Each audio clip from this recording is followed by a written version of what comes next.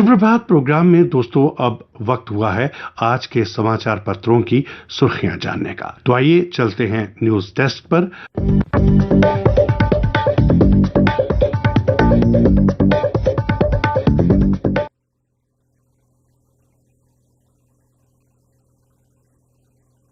धन्यवाद शिवमोहन। तो श्रोताओं, आज भी अलग अलग समाचार पत्रों ने अलग अलग समाचारों को अपनी सुर्खी बनाया है। एक अंग्रेजी अखबार की सुर्खी है, no talks with Pakistan, instead with talks to youth of J&K, कहा union home minister Amit Shah ने। गृह मंत्री ने बारामूला में लोगों की बड़ी रैली को संबोधित करते हुए कहा कि पाकिस्तान से कोई बात नहीं होगी, बात होगी जम्मू कश्मीर के युवाओं से। उन्होंने कहा, प्रधानमंत्री नरेंद्र मोदी ने कश्मीर को टूरिस्ट हब बनाया जो कभी टेरर हब था। शाह ने कहा, नई मतदाता सूचियों का काम पूरा होते ही जम्मू कश्मीर में चुनाव होंगे, पारदर्शिता से कराए जाएंगे चुनाव और मैं यहां के लोगों से खुद बात करूंगा। गृह मंत्री ने 240 परियोजनाओं का लोकार्पण और शिलान्यास किया। पर्यटकों की सुविधा के लिए 85 करोड़ से सड़कें, 1 लाख परिवारों की शिक्षा के लिए 847 करोड़ रुपए खर्च होंगे। प्रधानमंत्री नरेंद्र मोदी ने हिमाचल प्रदेश में बजाया चुनावी रणसिंघा। बिलासपुर एम्स और इंजीनियरिंग कॉलेज के उद्घाटन सहित राज्य को दी 3,650 करोड़ रुपए की परियोजनाओं की भेंट।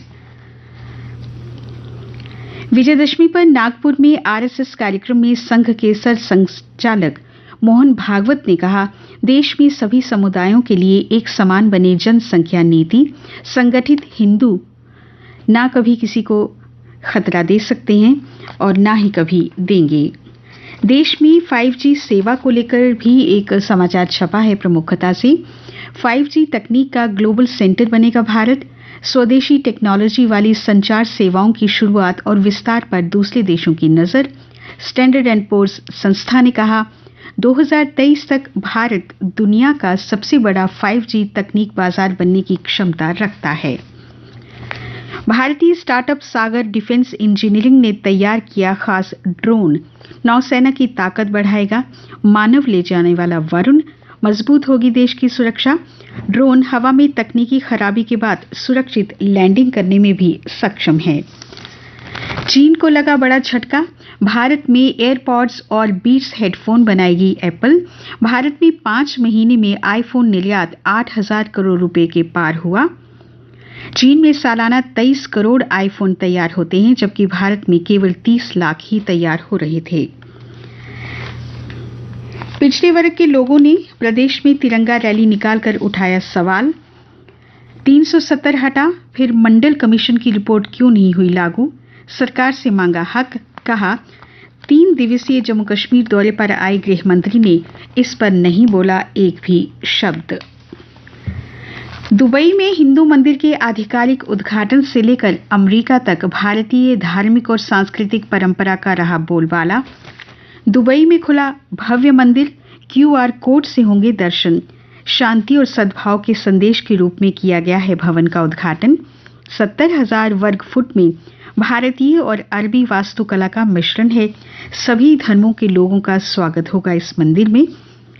हिंदू मंदिर दुबई के ट्रस्टी राजू श्रॉफ ने इस मौके पर कहा, मंदिर का उद्घाटन सिर्फ हिंदुओं के लिए ही नहीं, पूरे UAE में रहने वाले भारतीयों के लिए एक सपना सच होने जैसा है। अब कुछ अन्य समाचार मेरी सहयोगी सीमा से। धन्यवाद सुनीता। इस महीने भर्ती परीक्षा होने की संभावना नहीं, 5 लाख से ज्यादा उम्मीदवार प्रभावित। Sub inspector, accounts assistant, junior engineer, panchayat secretary के पदों के लिए होनी थी भर्ती। यूक्रेन के 4 इलाके रूस में शामिल होने की प्रक्रिया पूरी हुई। उधर यूक्रेन ने नाटो में प्रवेश के लिए अर्जी दी। टोमेटो फ्लू के सुंदरबनी में दस्तक, हरकत में आया स्वास्थ्य विभाग। पिछले 1 सप्ताह में 1 दर्जन मामले सामने आए।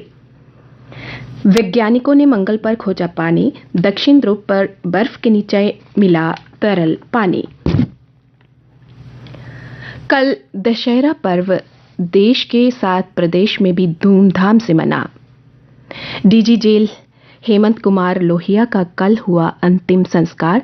आरोपी यासिर लोहार ने कहा नौकरी न मिलने से था आहत। डीआरडीओ अस्पताल कर्मियों की सेवाएं दिसंबर तक ली जाएंगी। दिवाली पर मिल सकता है 4 माह का लंबित वेतन।